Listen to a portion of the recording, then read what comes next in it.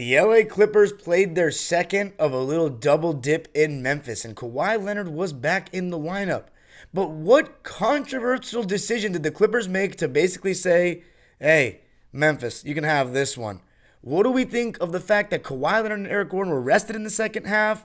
What did Ty Lue do that threw the game away, in my opinion, in the second quarter? Gonna talk about it all and more on today's Locked On Clippers. You are Locked On Clippers, your daily Los Angeles Clippers podcast. Part of the Locked On Podcast Network, your team every day.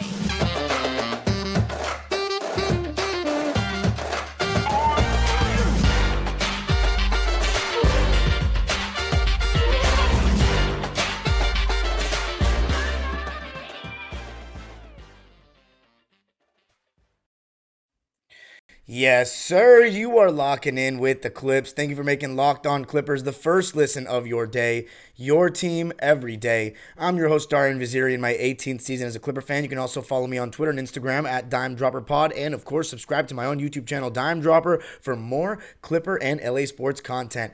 And remember, Locked On Clippers is free and available on all your favorite podcasting platforms, including YouTube, where I want you to comment what you thought of the decision to rest Kawhi Leonard. Should they have let him play the whole game and rested him against the Pelicans? Should they have made him play both games? Should they have not played him at all in this one? You let me know as we hit our final episode in the month of March, and it's been an eventful month as the others have been throughout the season. But this episode is brought to you by FanDuel. FanDuel is the official new sports betting partner for Locked On. But let's get into this one, and I'm going to start with a decision made at halftime. After that, I'll talk about the actual game because there was really only one half to this game. The Clippers played amazing in the first quarter, didn't play so well in the second quarter. At halftime, they're down by 4. All of us are, emotionally invested, thinking every game counts. Kawhi Leonard is back, sat out the last game for personal reasons. Thankfully, it wasn't an injury or anything like that. Nothing too serious that caused him to miss multiple games. He was back. He was ready to go.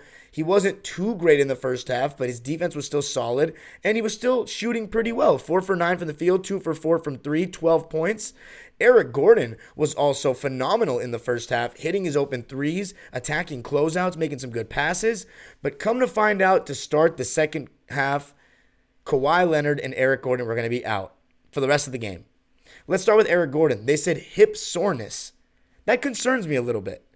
Because is he sore? Or did he get hurt? Because if he actually got hurt, that is a no, that's not good. But secondly, if he actually got hurt, why are they saying soreness? That only makes the player look weak. I hope they know that they're doing the players no favors listing them as soreness when they're actually injured. Because you're sore in basketball, you're sore in sports. But being injured is a different thing. If he got hurt in that first half, well, look, Norman Powell's back, so it's basically just swapping Norman Powell and Eric Gordon's role. I would think if Eric Gordon's actually hurt that Terrence Mann will start in his spot and then Norman Powell will still play off the bench because Norman Powell seems to have really locked down that sixth man role. So let's just say Eric Gordon's injured, worst case scenario. I think on Saturday the lineup would be Russell Westbrook, Terrence Mann, Kawhi Leonard, Nico Batum, and Ivica Zubac. But let's talk about the decision to rest Kawhi. So clearly there was some talk in the locker room, and apparently according to Russell Westbrook postgame, he said it was not predetermined. He didn't know about it. I don't know if it was predetermined by the medical staff or not. That's not something that we know right now. But the point is they concluded that Kawhi Leonard is going to finally play a back-to-back on Saturday against New Orleans, but he's going to sit the rest of the second half. And I guess they figured that we're only down by 4 points. This game is there for the taking. But after everything we saw in that first half, the bench was awful. It was a total 180 from the other night's win, where the bench was incredible. The bench was awful. So now you're putting in two of the awful bench players. I don't want to say awful bench players. Players that are playing awful from the bench. In this case, it was Terrence Mann and Norman Powell. Norman Powell wasn't awful, but Terrence Mann had one of his worst games I can remember. All the confidence from him offensively was sapped away. He was second-guessing everything. I'll talk about it more in the second segment, but the point is, you saw the way the first half went, that we weren't playing well, and you decided to do that. Take out Kawhi Leonard and Eric Gordon, who were really good in that first half. Kawhi, for his standards, wasn't really good. He was good, but a good Kawhi is still the best player on the Clippers, even when he's not great. Eric Gordon, really good first half. So we basically said in that moment, moral of the story, we are okay losing this game. How many times have I said that this season? This team is not respecting the process. I understand you don't want Kawhi to get hurt. I really do understand it, and that would obviously be worst case scenario. But if you're really that worried, don't play him at all in this game and just play him against the Pelicans. Did they do it just because they want to say that he played a back-to-back? I mean, what was the point? You start a guy, and then you take him out and put a guy that's just come off the bench in the first half into the starting lineup. Kawhi had already built a little bit of rhythm in the game with those guys.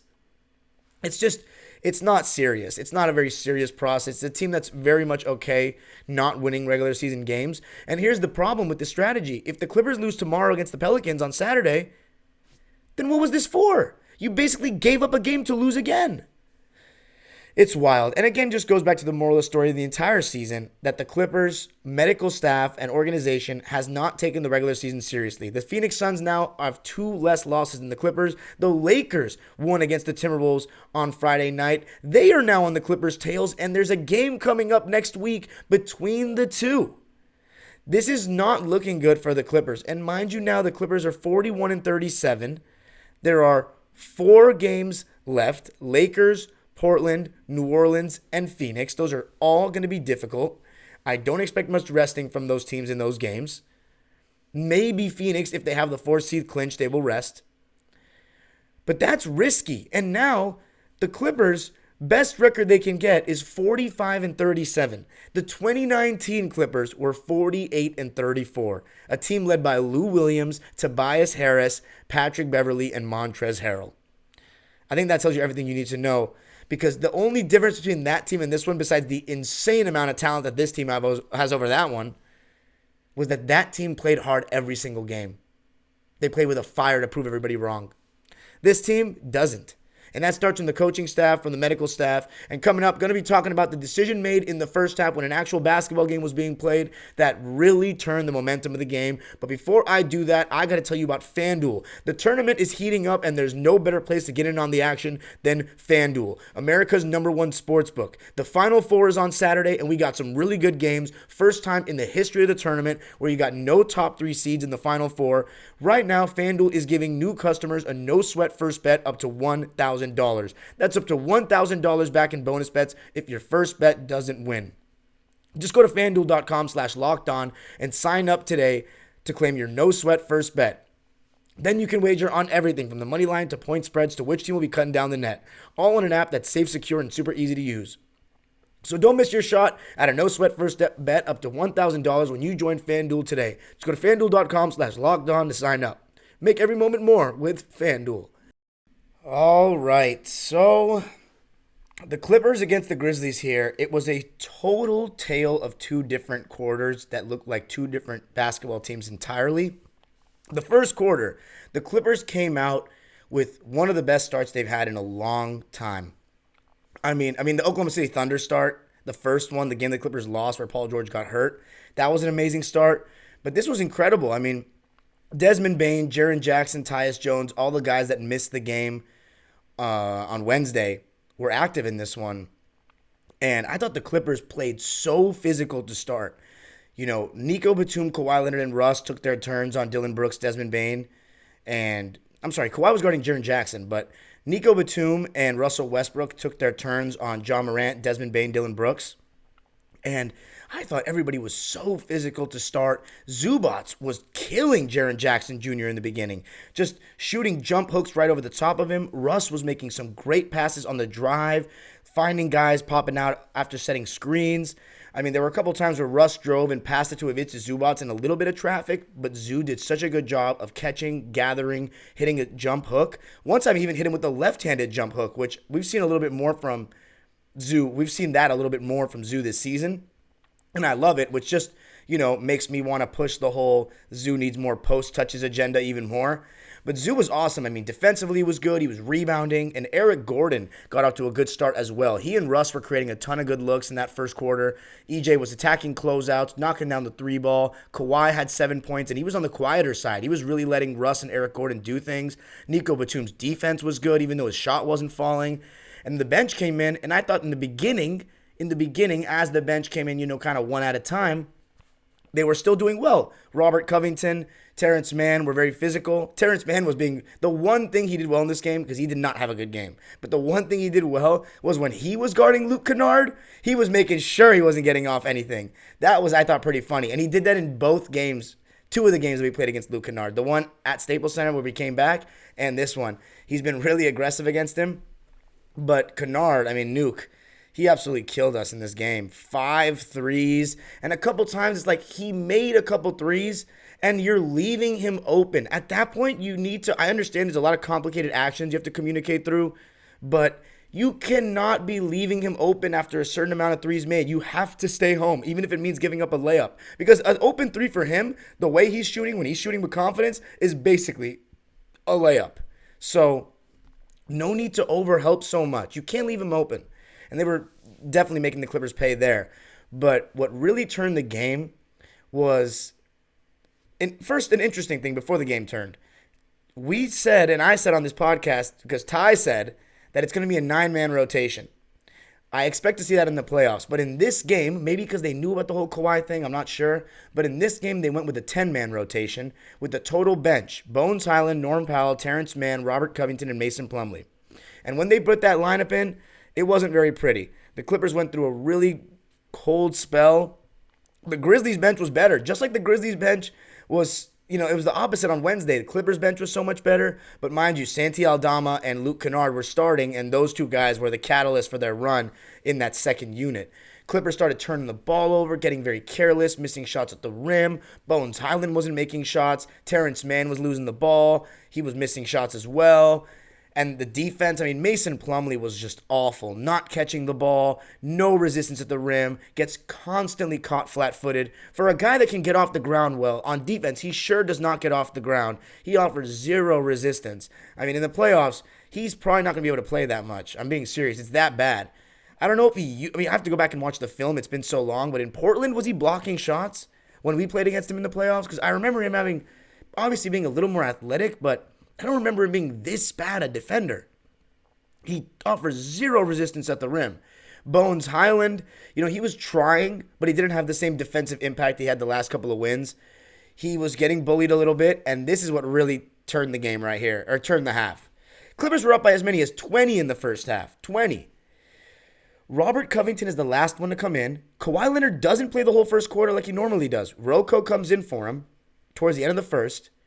And within 4 minutes or so, Robert Covington comes out and Russ comes in for him. So now we're back to the beginning of the season. 3-guard lineup. Russell Westbrook, Norm Powell, and Bones Hyland. 3 guys 6'4" and under. And then to make matters worse, we're up 5, I believe. EJ comes in for Terrence. So now we have 4 guards and Mason Plumlee. And the Grizzlies just absolutely dominated us. Desmond Bane was getting easy shots. Their bench was doing a good job as well. It was just an onslaught. They were bigger than us, stronger than us, quicker to every loose ball. Kennard was getting hot. The Clippers could not score, and that affected their defense. Because you know what happens with this Clipper team? When they don't make shots, a lot of times they just stop playing defense. And the Grizzlies looked everything that we were in the first quarter. The hungrier team, the more alert team, the team that was communicating better, the team that was being more aggressive, and the team that was taking care of the ball better.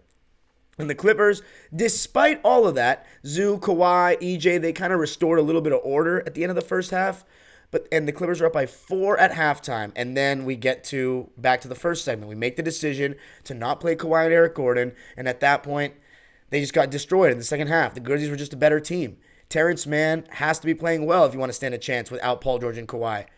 He was missing everything, second-guessing a bunch of stuff, had a couple of open threes that he didn't take. And look, the other team has the scouting report. They know Terrence Mann is much better attacking closeouts and more confident doing that than shooting the three. But he's been shooting the three well this year, so he needs to shoot with confidence. He was 1 for 7 in this game, 1 for 5 from deep. So just a bad game for Terrence, and his defense wasn't great either. 5 points, 3 rebounds, 2 assists. He was a minus 18. Bones Hyland, not much either. Was just off and getting bullied. Doesn't help when he has not much resistance out there in terms of strong teammates with size. 5 points on 1 for 7. 10 points on 4 for 14 shooting, 2 for 7 from deep. The Clippers were 11 for 35 from 3 in this game, 31%. Grizzlies didn't even shoot the ball well from 3. 9 for 33, only 27%. but they just got to the foul line.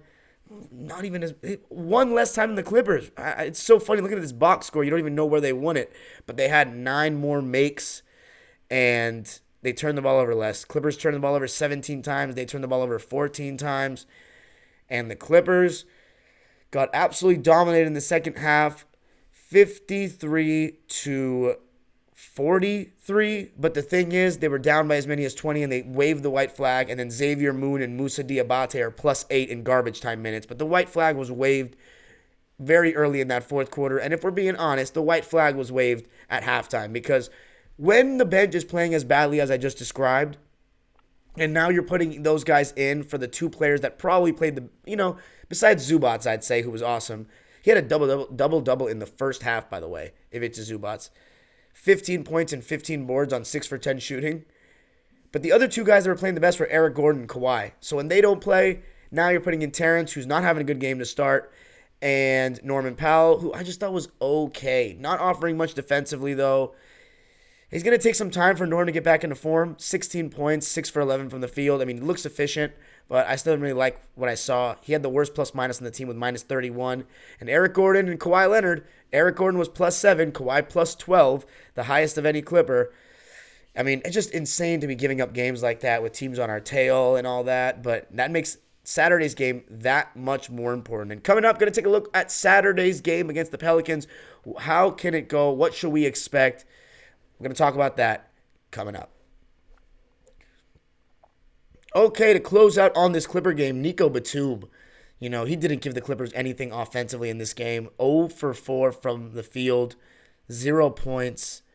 Russell Westbrook, I thought he had a good first half, but second half, nothing. Turned the ball over way too much. He had 5 turnovers in this game. 4 points, 4 rebounds, 11 assists. 4 points is not enough. 2 for 8 from the field. They had Dylan Brooks on him, and they weren't just letting Ja switch on to him. They were hedging and recovering more. And overall, yeah, that's about it. I mean, Mason Plumlee, 4 points, 4 rebounds in 13 minutes. He was no good either. Clippers lose it 108-94. They're now 41-37, 20-19 away from home, and still currently stand at the 5 seed. But the Warriors are currently playing as I'm speaking, and they're winning by 6 in the third quarter against the Spurs. And considering the Spurs are the worst team, or one of the worst teams in the league, I think the Warriors are going to win that game. But anyway, New Orleans on Saturday. So the Pelicans are 6-1 in their last 7 games. Brandon Ingram is playing fantastic. Kawhi Leonard at least will be rested and will be playing. I don't know about EJ based on that whole hip soreness thing. But the Clippers need to try to put together 4 quarters of being engaged on both ends of the floor. It's mainly the defensive end. And Ty Lue needs, listen, that decision to take Robert Covington out and play 4 guards, we have to examine that for a second. After all the things we've learned, why would he do something like that? Is he still trying to prove a point to the front office that I don't want to, screw you? I can't imagine he's doing this on purpose to lose. I can't imagine that. But Robert Covington, I know he wasn't playing insanely. Santi Aldama, drew a couple of fouls or whatnot, but you can't play 4 guards at once. His justification after the game was apparently he wanted more pace, more offense. We're winning. Why are you forcing it so much? Let's just get stops. Stay the course. I don't know. Very questionable decisions by Ty. 4 guards. He needs to coach a good game too. We're not going to beat New Orleans on the road without Ty Lue managing things well. Kawhi Leonard needs a big game. Russell Westbrook probably needs a big game. But the Clippers need to defend for 4 quarters. Look, Willie Green is going to tell them the same thing that they did against us on last Saturday, 1 week ago. It'll be tomorrow, it'll be a week ago. They're going to try to push the pace as much as they can. On makes, on misses, the Clippers got to be ready. They're going to be ready to defend. They need to try to run Trey Murphy off the line. Russell Westbrook said try to run them off the line after the game. After this game against the Grizzlies, he said our game plan is to, try to run them off the 3-point line, limit their threes.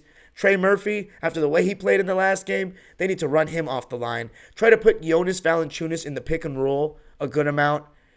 And try your best to get Brandon Ingram to miss some shots. I hope Terrence Mann, for one, is more confident in this one. Shooting the 3 without hesitation.